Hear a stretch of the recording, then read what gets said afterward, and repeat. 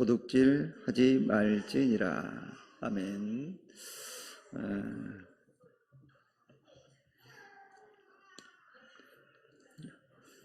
자기 존재를 알리는 거예요. 나 좀 알아봐 달라고. 필요합니다. 우리가 자기 존재를 알려야지 사람들이 알아봐 주거든요. 가만히 있으면 잘 몰라요. 알아봐 달라고 자꾸 울어야지 뭔가 기억이 납니다.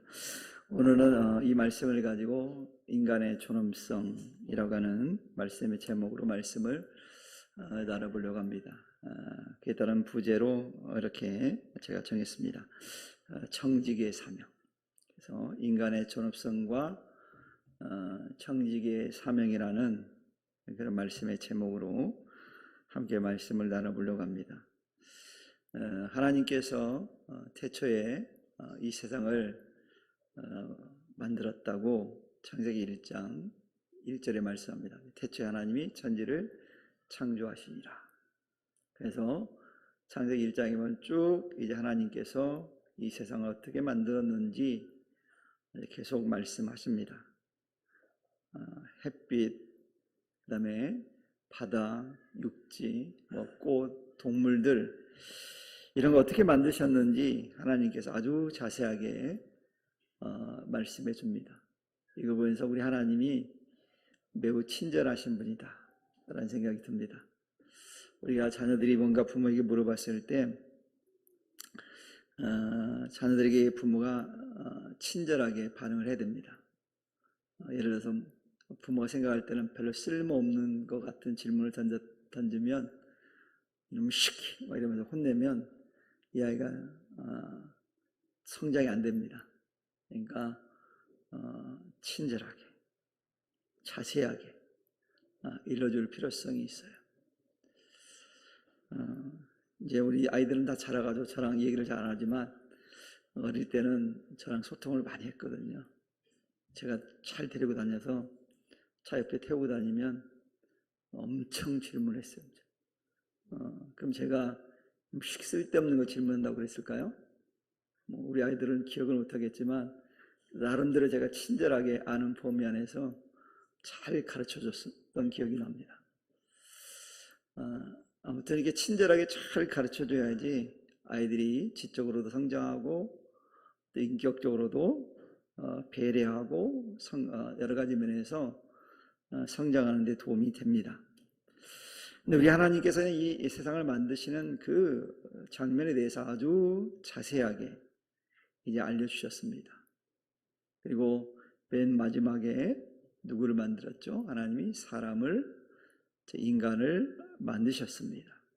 근데 하나님께서 사람을 만드실 때는 좀 특별하게 하나님께서 만드셨는데 그 특별함이 성경에 이렇게 표현합니다. 하나님의 형상대로, 하나님의 모양대로 만들었다는 거예요. 그러니까 사람은 누구를 닮은 존재예요? 하나님을 닮은 존재입니다. 그래서 그런지 사람들은 끊임없이 교만해져서 하나님처럼 되려고 그래요.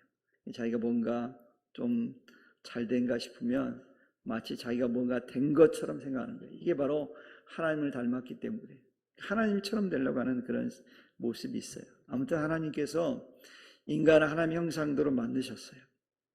그리고 그 인간을 하나님 형상대로 만드시고 그냥 방치하신 게 아니라 하나님께서 인간에게는 아주 특별한 뭘 주셨습니까? 사명을 줬어요. 사명은 뭐예요? 해야 될 일이에요. 해야 될 일. 하나님께서 이처럼 특별한 사명을 줬다는, 그냥 사명이 아니라 특별한 사명. 그게 뭐예요? 온 인류와 피조 세계를 다스리고 돌보는 청지기의 사명을 줬다라는 거예요. 다스리고 돌보는 것은 청지기의 사명이거든요. 하나님께서 우리에게는 청지기의 사명을 준 거예요. 그래서 우리가 잘 돌보고 하는 거, 이 청지기적 사명을 잘 감당하고 있는 거예요.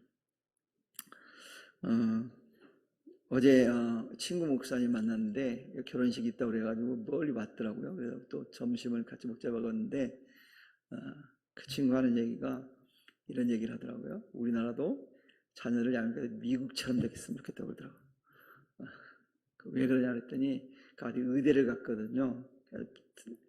굉장히 많이 들어간대. 그래서 막 그러는 거예요. 그래서 미국처럼 됐으면 좋겠다. 왜 그랬더니 미국 고등학교를 졸업하면 독립을 시켜버리잖아요. 경제적인 독립. 알아서 해야 되잖아요. 대학도 알아서 다니고 장가도 시집도 알아서 가야 되는 완전 독립을 시키잖아요. 그랬으면 좋겠다 그러더라고요. 그래서 고등학교 때까지만 사명을 좀 했으면 좋겠다. 그런데 우리나라는 안 그러잖아요. 우리나라는 언제까지 그 사명을 합니까? 내가 볼 땐 부모가 죽을 때까지 사명을 요즘 하는 것 같아요. 뭐 신뢰가 있어요. 우리 조당님도 매주 가. 어디 가요? 자식 새끼의 자식을 보러. 또 우리 오은영 원사님 요즘 또 한나가 둘째 나가지고 또 자식 새끼의 자식을 보러 가. 이런 분이 우리 교회에 몇 분 있어요. 또 우리 김승룡 원사님도 며느리가 부탁하면 또 자식을 봐줘야 돼. 뭐 이런 매여 있어. 또 우리 장선왕 원사님도 딸이 엄마 애들 좀 봐줘 그러면 폭겨가지고 가. 그래서 내가 보니까 본인들이 죽을 때까지 할 것 같아. 우리나라는 참 어떻게 보면 요즘 자녀들이 복 받은 것 같아요. 예전에는 안 그랬잖아요. 예전에는 딱 시집 보내고 나면 어떻게 했어요? 장가 보내고 나면 알아서 키웠거든요. 뭐 친정 엄마가 어디 가서 봐주기를 합니까? 뭘 합니까? 우리 고사님들 맨날 젊을 때 얘기하면 나는 아기를 줄쳐갖고 애를 손잡고 교회 왔다고 막 그런 얘기를 하세요. 저도 알아요. 그랬어요. 어리고 젊을 때. 요즘은 그랬다가는요 헤어진다고 그런다니까요. 남편들이 퇴근해가지고 애 안 봐주면 당장 찍어 그런다니까요. 이런 시대에 우리가 살고 있어요. 이게 요즘 젊은 사람들이 어떻게 보면 우리나라 젊은이들은 복받은 젊은이다라는 생각이 들 때가 있어요. 맡기잖아요. 부모 부탁하면 부모가 그냥 고마워하면서 봐주러 가요. 참 우리나라 사람 어머니 엄마 아빠들은 대단한 것 같아요. 이게 이 사명을 언제까지 하려고 그러냐면 우리는 내가 죽을 때까지 하려고 그런 것 같아요. 내 친구가 그걸 좀 불만을 터뜨리면서 그 얘기 하더라고요. 고등학교 때까지만 했으면 좋겠다고. 저도 속으로 그 동의를 했어요. 야, 정말 그랬으면 좋겠다. 근데 그게 안 되잖아요. 여러분, 사실 이 청지기는, 이 사명은 너무 고귀한 거거든요. 이런 것처럼 하나님께서 우리 사람에게 이 거룩한 청지기의 사명을 주셨는데 그 이유가 뭘까요? 그 이유가 있어요. 그것은 뭐냐면 우리 인간을 세상 그 무엇과도 비교할 수 없는 가장 특별하고 존엄한 존재로 여기셨기 때문에 그 사명을 준 거예요. 특별한 사람이기 때문에 특별한 사명을 하나님이 주신 거예요. 그냥 준 게 아니에요. 아무에게나 주는 게 아니거든요. 이처럼 우리 인간은 가치 있는 존재라는 바탕 위에서 하나님께서 우리의 역사 가운데 언제나 지금까지 언제나 함께 해 오셨다고 하는 사실이에요. 그게 얼마나 큰 은혜입니까? 큰 축복입니까? 하나님 단 한 번도 우리의 손을 놓아본 적이 없다라는 거예요. 마치 우리나라 부모들이 자녀의 손을 놓지 않는 것처럼 놓은 적이 없어요. 놓은 적이. 왜요? 너무 귀하니까. 귀하니까 놓을 수가 없는 거예요. 오늘 특별히 우리가 읽은 이 십계명 말씀 역시 인간의 존엄성을 지키려는 하나님의 어떤 깊은 사랑, 그 취지가 담겨 있는 게 오늘 말씀이거든요. 비록 이 본문 말씀 매우 짧지만 이런 하나님의 깊은 그 사랑이 그 말씀 속에 담겨져 있어요. 우리가 말씀 19절 읽었지만 뭐라고 되죠? 도둑질하지 말지니라고 말씀하고 있잖아요. 우리는 보통 이 말씀을 이렇게 우리는 해석하는 경우가 많아요. 서로의 재산권을 인정하고 타인의 물건을 훔치지 말라라는 뜻 정도로 우리가 해석하고 이해하려고 합니다. 물론 이 해석이 틀리다는 얘기가 아니에요. 그런데 일부 학자들이, 성경학자들이 이 계명에 대해서 그렇게 해석을 한 학자들이 있어요. 구체적인 목적어가 생략되어 있다는 그 점에 주목해서 또 다른 해석을 해놨어요. 어떤 해석이냐면 이 계명이 단순히 물질을 훔치는 것을 넘어서 심각한 인권 유래를 금지하는 말씀이라고 주장하는 거예요. 즉 무슨 얘기냐면 사람을 강제로 유기하거나 납치해서 타인의 삶을 송두리째 훔치는 범법 행위를 경고하고 있다라는 거예요. 그 최악의 약이라는 거예요. 최악 이라는 거. 그러니까 유괴범은 원래는 그 법이 강화돼 가지고 그래서 굉장히 강하게 엄벌을 하잖아요. 성경이 이미 그걸 말하고 있다라는 게 놀랍지 않아요? 성경이 이미 그걸 말하고 있어요. 특별히 이러한 내용은, 이러한 주장은 십계명 말씀 전문맥을 보면 더욱더 설득력이 있어요. 이 계명의 앞뒤를 살펴보면 부모를 공경하지 않는 죄, 우리 살펴보는 살인죄, 간음죄가 나오잖아요. 이 성경 이 죄들에 대해서 모두 뭐라고 어떻게 하라고 말합니까? 안 드셨어요? 설교 계속했는데 이런 죄에 대해서 어떻게 하라고 그랬어요? 반드시 뭐라고요? 죽일진이라고 그랬어요. 중죄로 다스렸어요. 그리고 오늘 말씀 읽은 계명 바로 뒤에 나오는 그 계명이 뭡니까? 이웃에 대하여 거짓 증거하지 말라고 했거든요. 이제는 이웃에 대하여 거짓 증거하는 죄 역시 무고한 사람을 사형에 차게 만들 수 있는 무서운 범죄잖아요. 내가 잘못 증거함을 통해서 무고한 사람이 형을 사는 경우가 있거든요. 실제로 그런 일들이 많이 있잖아요. 그래서 국가를 상대로 고소하고 제소하기도 하잖아요. 권력 있는 사람들은 죄를 지어도 죄를 막 권력으로 없애버리잖아요. 오히려 그 다른 사람이 그 죄를 지고 벌을 받는 경우가 얼마나 많습니까? 이것도 무서운 범죄라는 거예요. 이전에 이런 무거운 사형죄들 사이에 오늘 본문인 도둑질하지 말라는 계명이 자리하고 있다라는 거예요. 그렇다면 이 계명 역시 단순히 남의 물건을 훔치는 가벼운 절도죄가 아니란 얘기죠. 사람의 생명과 가치를 짓밟는 중대한 범죄, 즉 인신매매나 납치와 같은 그런 내용을 담고 있다라고 보는 것이 타당하다는 거죠. 이런 성경 해석을 해놨어요. 그런데 근거 없이 한 게 아니에요. 성경 여러 곳에서 이를 뒷받침해 주는 말씀이 있거든요. 출애굽기 21장 16절을 보면요, 이런 말씀이 있어요. 사람을 납치한 자가 그 사람을 팔았든지 자기 수하에 두었든지 그를 반드시 죽일지니라 그랬어요.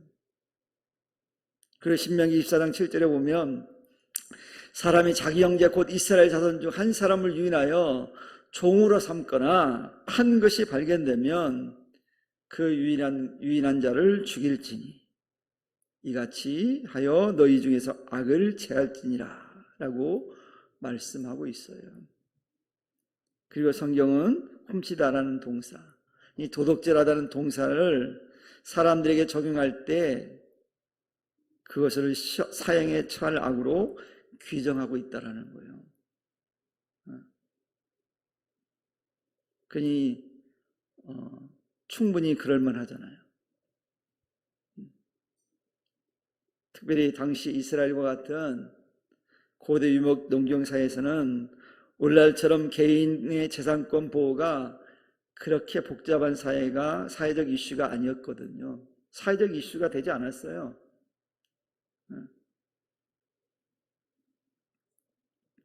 예를 들면 이렇게 예를 들 수 있어요. 여러분 예전에 어릴 때 지난번에 오은영 목사님 얘기했는데 수박 서리 한 적 있어요, 없어요? 참외 서리 한 적 있어요, 없어요?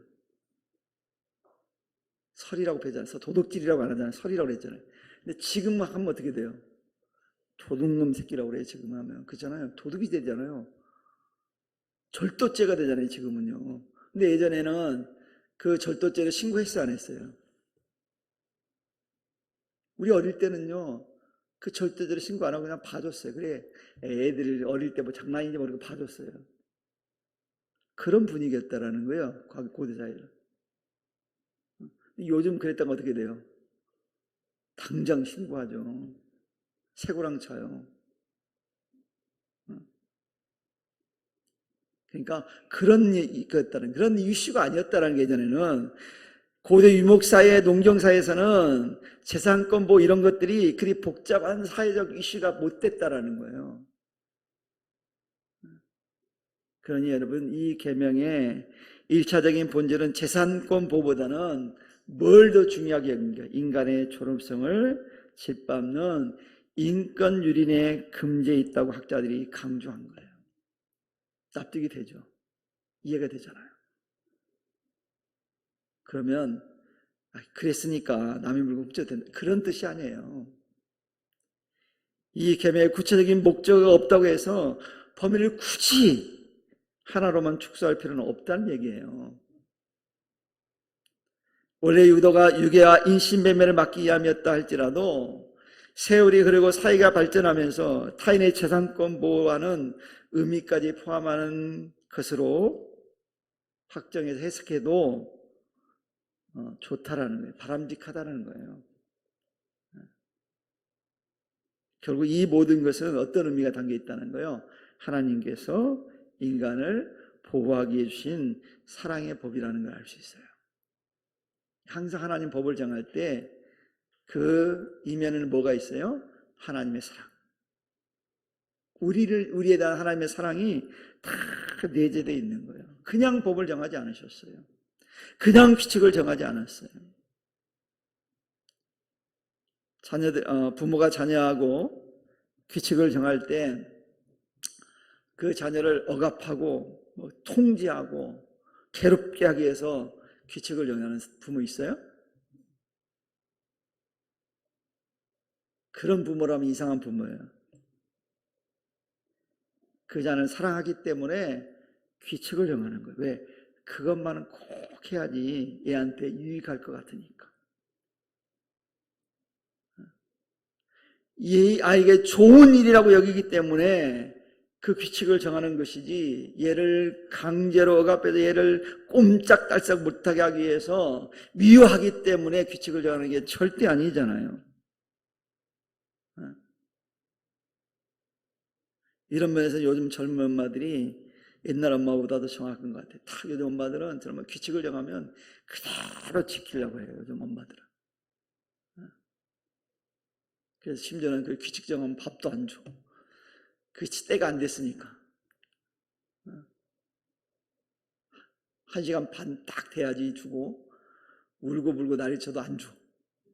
그리고 애가 몸에 해롭다고 그러면 방송에 나오면 그건 절대 안 먹여. 그러니까 여러분, 애가 이쁘다고 할머니들이 그냥 사탕 주거나 그러면 되게 싫어하니까 물어보고 줘야 돼. 사탕을 줘도 돼? 괜찮아요 할머니, 그럼 줘요. 혹시 돼? 그러면서 얼굴이 찌푸린다 그러면 안 줘야 돼. 싫은데 억지로 대답하는 거야. 노인데 어른이시니까. 잘 파악해야 돼. 예전처럼 막 주면 안 돼. 막 먹이면 안 돼. 막 아무거나. 그거 부모 싫어해요. 그럼 애 안아준다고 아무렇게 뺏으면 안 돼. 또 안아줘도 돼? 그래 주면. 근데 주면서 인상을 빡 쓴다 그러면 받지 마세요. 규칙이에요, 규칙. 그럼 부모들이 왜 그런 규칙을 정해요? 미워해서 자녀가? 아니에요. 사랑하기 때문에. 그리고 요즘 애 보려면요 반드시 100일을 맞아야 돼. 안 맞으면 부모도 못 가요, 요즘은. 저도 100일을 맞았어요, 신방 가려고. 목사님도 신방 가려면 100일 되기 전에 100일에 맞고 가야 되더라고요. 그건 젊은 분이 정해놓은 규칙이에요. 그럼 아이가 미워서요? 내 아이 지키려고 사랑하니까. 그러니까 나쁜 게 아니잖아요, 그게. 바로 하나님이 그런 하나님이라는 거예요. 특히 하나님께서는 저도 믿음의 공동체 안에서 서로를 돌보며 인간의 기본적인 존엄성이 유지되기를 원하시거든요. 우리가 믿는 공동체라서 함부로 하는 게 아니거든요. 그래서 공동체 지체들이 서로를 위해서 물질을 나누고 기부하는 삶을 하나님이 요구하기도 했어요. 우리 신약의 초대교회 공동체에서 그 아름다운 모습을 우리가 볼 수 있는데 그 대표적인 인물이 등장합니다. 누구죠? 앞뒤가 똑같아요. 이름이 바나바. 이 바나바라는 사람이 주님을 딱 만나고 영접하고 난 다음에, 즉 그리스도인이 되고 난 다음에 자기 재산을 정리를 했어요. 그리고 정리된 그 재산을 사도들의 발 앞에 딱 두었다는 거예요. 자발적으로 한 거예요. 하라고 시킨 게 아니야. 그래서 교회는 그 재물을 가지고 공동체 안에 가난하고 소외된 자들에게 나눠주었어요. 왜요? 그 누구도 굶짐으로 존엄성을 잃지 않게 만들기 위해서 그 일을 행한 거예요. 이처럼 교회 공동체는 지체를 서로 돕고 살리는 것이 기본 사상이에요. 오늘 쌀이 딱 있죠. 쌀이 있죠. 이 쌀이 뭐예요? 우리 교회 구제팀이 있는데 6월 전반기에 이웃사랑 나눔을 하자고 그래가지고 쌀로 나누자 그래 결정해서 쌀을 한 거예요. 그 제목이 그거예요. 이웃사랑 나눔. 뭐라고요? 이웃사랑 나눔. 이웃을 사랑해서 나눈다라는 거예요. 동참 안 하신 분이 있으면 해보세요. 이게 한 가마에 33,000원이래요.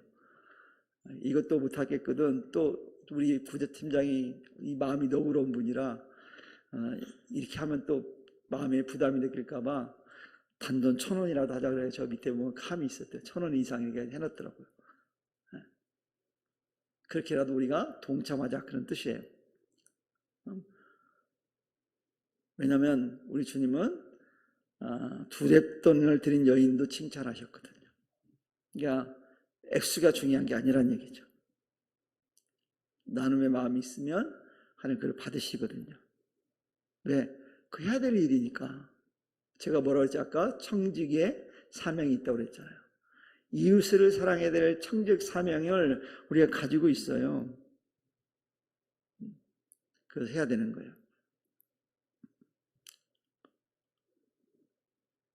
한 김에 하나 더 할게요. 아예 제가 고민하면서 기도하면서 얘기를 안 했는데, 아니 안 해도 돼요. 안 해도 되는데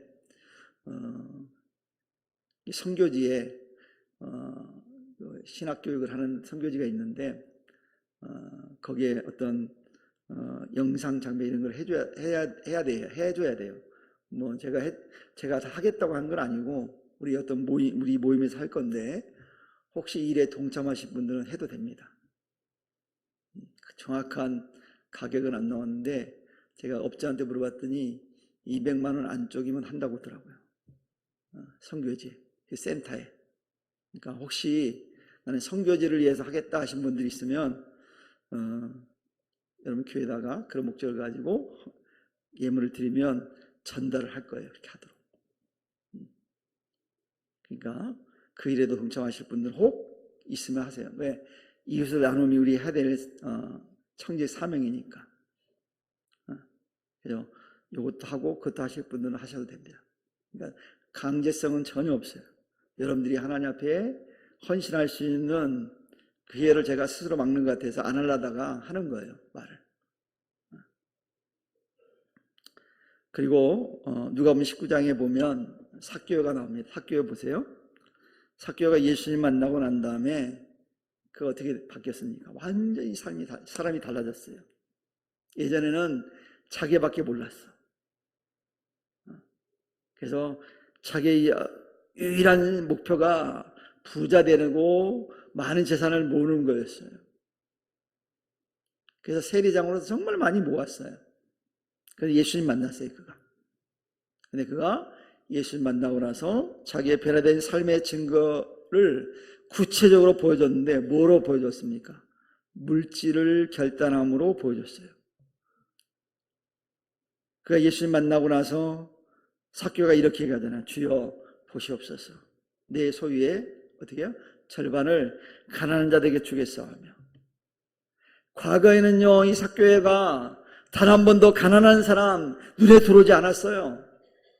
오히려 그 가난한 사람들에게도 돈을 착취한 사람이에요.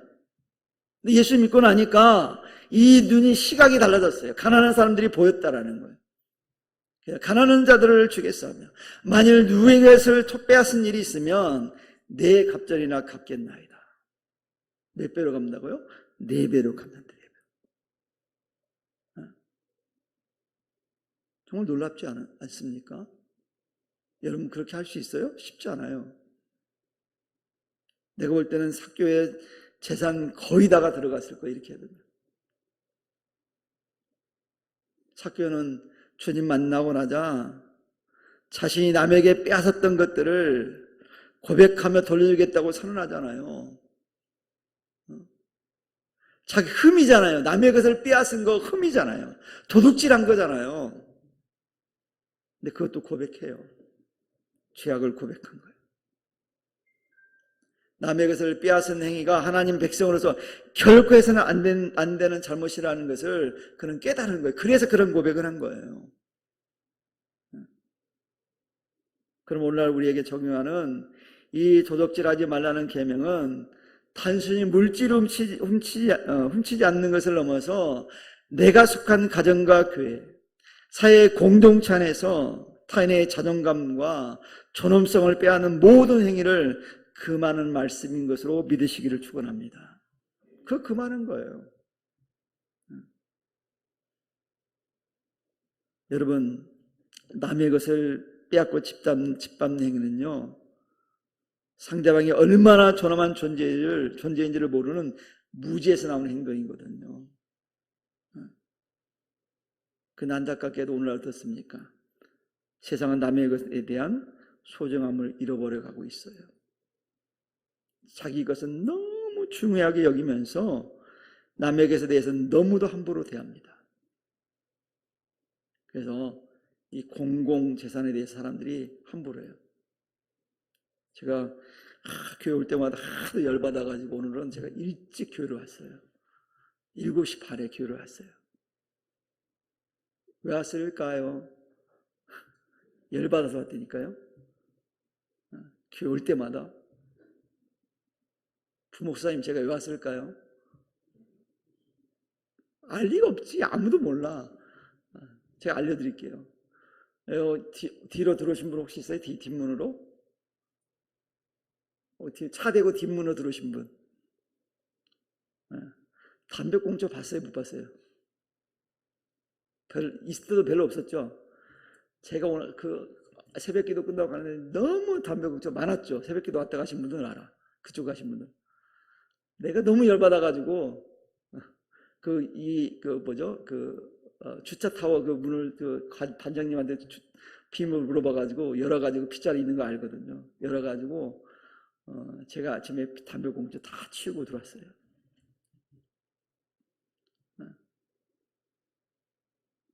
무슨 얘기하려고 그러냐면 여기 학원도 있어요. 사람들이 얼마나 많이 나는지 몰라요. 원래 담배꽁초 버리면 범죄 취급 받아야 안 받아요? 10만 원이에요. 벌금 걸리면. 알아요? 몰라요? 범법자예요. 이 범법자가 너무 많아. 볼 때마다. 거기서 피우는 건요, 다른 사람들을 배려하지 않는 거예요. 그래서 그대로 놔두면 더 많이 필 것 같아가지고 치운 거예요, 제가. 덜 피라고. 안 필 일은 없어요. 보니까 반장님한테 내가 주의를 줬는데 그분이, 관리분이 그러더라. 자기가 없을 때는 안 핀대. 있을 때는. 근데 없으면 막 피워야 된대. 그래서 제가 거기다가 제 모습을 AI로 만들어서 채워놔야 되나. 배려심이 없는 거예요. 제가 담배 피는 사람 되게 싫어하거든. 왜 싫어하는지 아세요? 배려심이 없어서 싫어해요. 물론 안 그런 사람도 있어. 예전에 제가 지금 이제 장로님이 되셨는데 그분이 처음 담배 피운 분이 있었어. 근데 이분은 많이 나가서 집에 나가 머리 사람 없는 데 가서 피고 다 정리하고 그리고 와. 매너 있잖아요. 그냥 그런 사람은 필 자격이 있다고 생각해. 피라는 건 아니고. 그런데 집에서 그냥 막 피는 사람들이, 이 사람들은 필 자격이 없어. 자기만 생각하는 거잖아요. 자기만 중요해? 가족들은. 다른 사람은.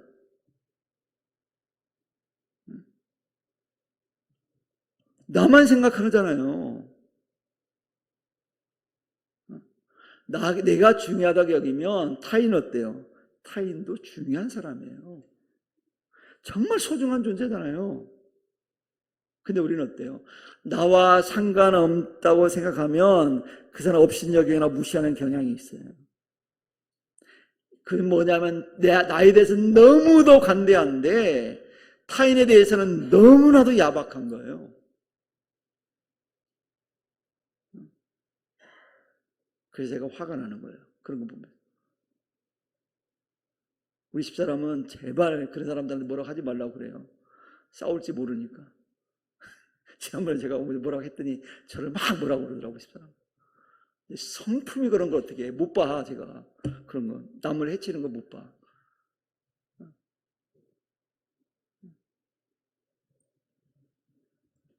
그러다 보니까 어떤 사람들이 마음을 품냐면 자기보다 못해 보이는 사람이나 연약한 사람들을 대할 때 무시하는 그런 경우가 있어요. 함부로 대하는 경향이 있어요.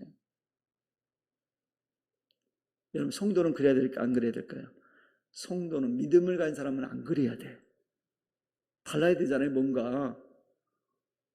우리는 그래서 나보다 형편이 못하고 연약한 사람이라 할지라도 그 역시도 하나님께서 천하보다 귀하게 여기시는 생명이라는 걸 깨닫고 귀중히 여기는 삶을 살아야 돼요. 이런 성도 되기를 축원합니다. 우리는 달라야죠. 예수 믿는데, 하나님 믿는 사람인데 좀 달라야 되지 않겠어요? 우리가 그런 삶을 살면, 타인을 귀하게 여기면, 진정으로 사람을 대접하게 되어지면 그 사이는 어떻게 되겠습니까? 달라지겠죠. 우리 교회도 그런 마음을 가지고 서로 이렇게 대하면 우리 교회는 달라지겠죠. 그리고 서로 대접하고 대접을 받는 거예요. 우리 부평성사교회 성도님들은 서로 대접하고 대접받기를 축원합니다. 그래야 돼야죠. 여러분, 예수님은 이 땅에 오셔서 얼마나 한 생명을 귀하게 여겼는지 몰라요. 한 생명에 대한 소중함을 굉장히 귀하게 여기셨거든요. 그 세상 사람이 별볼이 없다고 무시하고 소외시킨 이들에 대해서 친히 주님 찾아가시잖아요. 여러분, 제자들은요, 예수님을 귀찮게 하지 말라고 하면서 어린아이들, 약자들을 가로막았어요. 근데 예수님 어땠습니까? 그들 다 용납하시고 품으셨어요. 그것만 하셨습니까? 그들의 삶의 문제도 해결해 주셨어요. 심지어 주님은요, 모든 사람들이 전염될까봐 두려워하고 거부했던 나병 환자의 손을 내밀어 대셨어요. 그 나병 환자에게. 그리고 치료해 주시잖아요. 그리고 아무도 관심 갖지 않았던 길거리의 맹인 거지 바디메오를 찾아가신 분이 우리 주님이에요. 왜 주님이 그렇게 하셨어요? 우리를 너무 귀하게 여기기 때문에. 인간 한 생명 한 생명을 너무 소중하게 여기기 때문에 주님이 그렇게 하신 거예요. 그래서 이 땅에 존재하는 모든 사람은요, 그 자체로 존재 가치가 있다는 사실을 주님께서 친히 삶으로 우리에게 보여주신 거예요. 그래서 너희도 이와 같이 하라는 거예요. 그래서 우리가 본받아야, 그런 주님의 모습을 본받는 성도 되기를 바랍니다. 이 땅에 있는 모든 사람, 병든 자나 가난한 자나 소외된 자나 어린이나 노인이나 할 것 없이 모두가 다 하나님 앞에 무한한 가치를 지닌 존재거든요. 무가치한 존재는 없어요. 다 소중해요. 근데 사람들이 편애하는 경우가 있거든요. 소중한데 다. 물론 우리가 다 편애할 수 있죠. 근데 줄여야 돼요. 편애하는 마음을 자꾸. 그러면 어떻게 해야 돼요? 예수님처럼 한 사람 한 사람을 예수님의 눈으로 바라보면 돼요. 그럼 소중하게 여겨요. 우리 성도님들 예수님의 눈을 가지시기를 축원합니다. 예수님의 눈을 가져야 돼요. 이제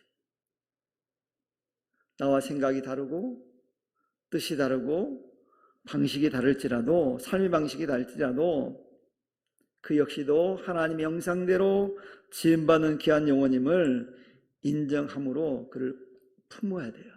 이게 성도들이 해야 될 청지기의 사명이에요.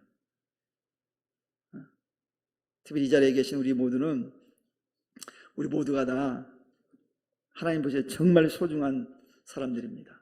그럼 옆 사람 봐보세요. 얼마나 잘생기고 이쁘게 생겼습니까? 얼마나 소중해 보여요. 하찮은 사람 없어요. 소중한 사람이잖아요. 이 소중한 사람을 귀한 존재들이라는 것을 망각하지 않기를 바랍니다. 내 몸처럼, 내 자신처럼 아끼고 사랑하는 마음을 갖기를 축원합니다. 그럼 어떻게 함부로 대하겠습니까? 절대 함부로 대할 수 없겠죠. 근데 꼭 함부로 대하는 사람들이 있잖아요. 우리 성도님들은 한 생명 한 생들을 소중히 여겨서 하나님이 우리를 귀하다고 여긴 것처럼 우리도 귀하게 여겨서 우리 모든 공동체가 하나님의 영광을 돌려드릴 수 있는 믿음의 공동체, 아름다운 공동체의 이론들이 다 되기를 주님의 이름 간절히 축원합니다. 기도합니다. 하나님 아버지 감사합니다. 오늘 또 우리